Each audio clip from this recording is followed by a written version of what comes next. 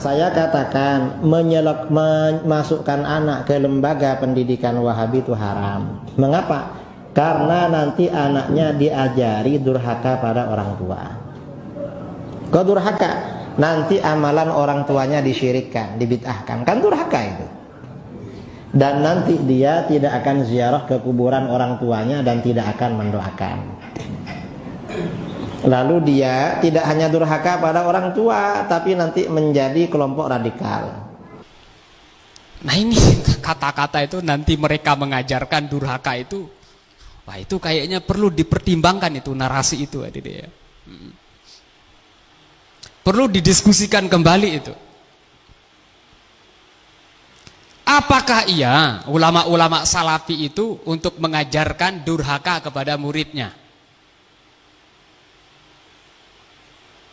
Ini perlu dipertimbangkan lagi, ya. Perlu didiskusikan kembali. Ya. Ya saya menyampaikan ini ya, jadi supaya masyarakat itu jangan menelan apa yang disampaikan itu mentah-mentah tanpa dicerna terlebih dahulu. Ya.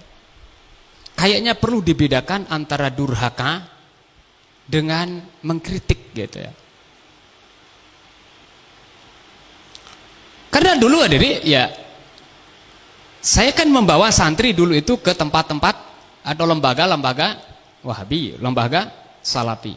Saya ingat benar itu, adik. Di saat saya nganter mereka itu ke lembaga tersebut, apa kata ustadznya? Karim ustazah katanya itu. Sampai sekarang itu enggak saya lupakan itu kata ustadz itu. Kata pembina yang ya mau Salafi atau Wahabi istilahnya.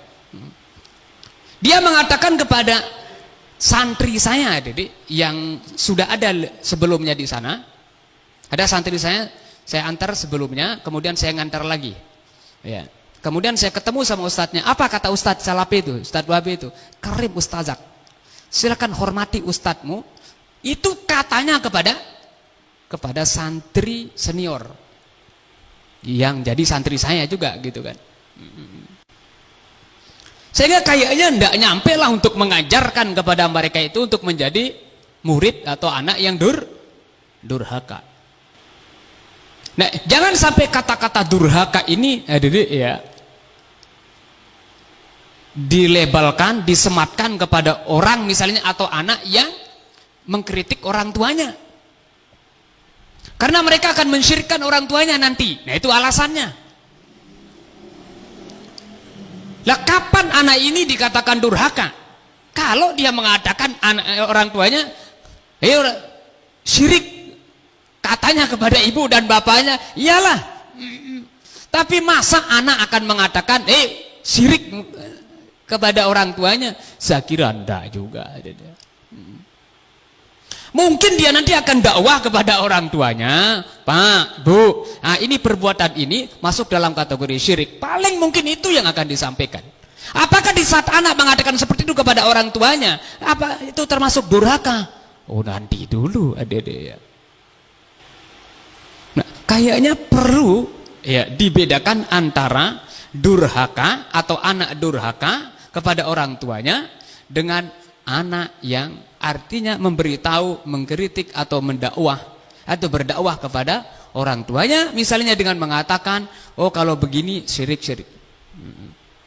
Dan di Salafi itu jadi tidak semuanya syirik akbar gitu, syirik yang artinya haram untuk masuk surga itu, tidak semuanya ya.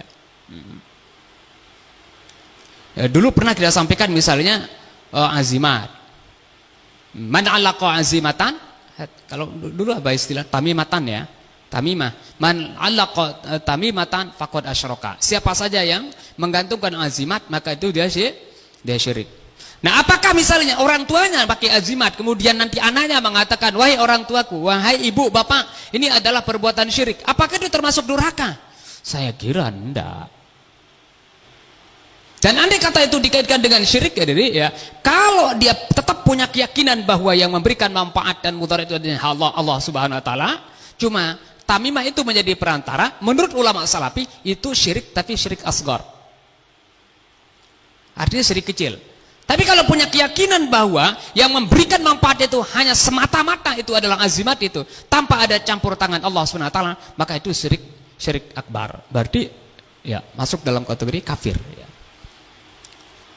Nah, saya kira kalau ada anak misalnya berbeda paham dengan orang tuanya, misalnya mengatakan bahwa apa yang dia lakukan itu adalah syirik sesuai dengan ilmu pengetahuan yang dia peroleh misalnya dari guru-guru Wahabinya atau guru Salafinya, kayaknya masih perlu didiskusikan dan dipertimbangkan untuk dilabelkan bahwa anak itu adalah anak yang durhaka kepada orang tuanya.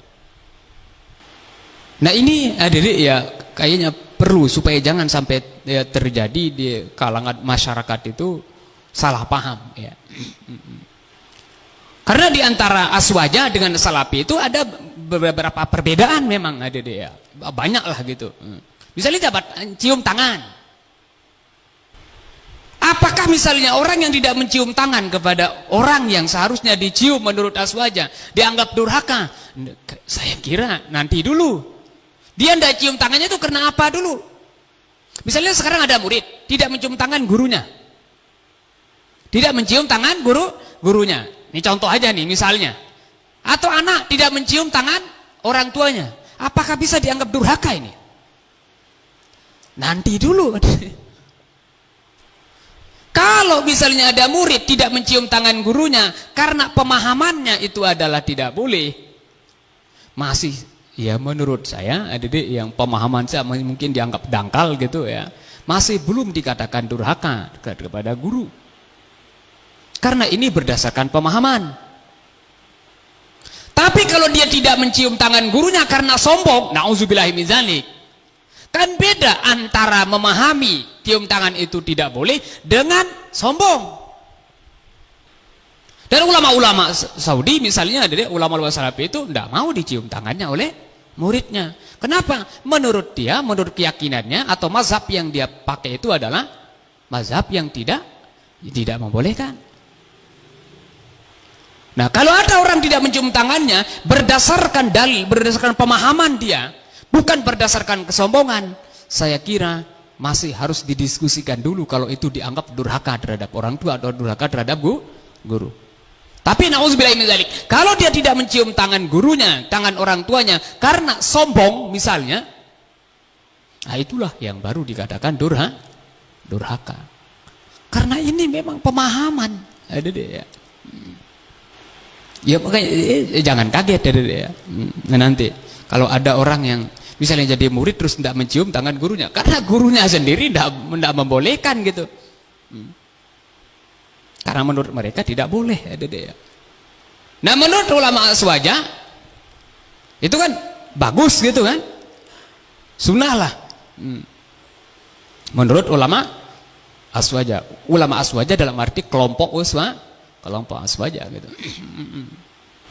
Nah ini perlu diklarifikasi kayaknya ya, supaya jangan terjadi salah paham terutama sekali di kalangan masyarakat gitu. Nah, salah paham akhirnya aduh repot itu ya.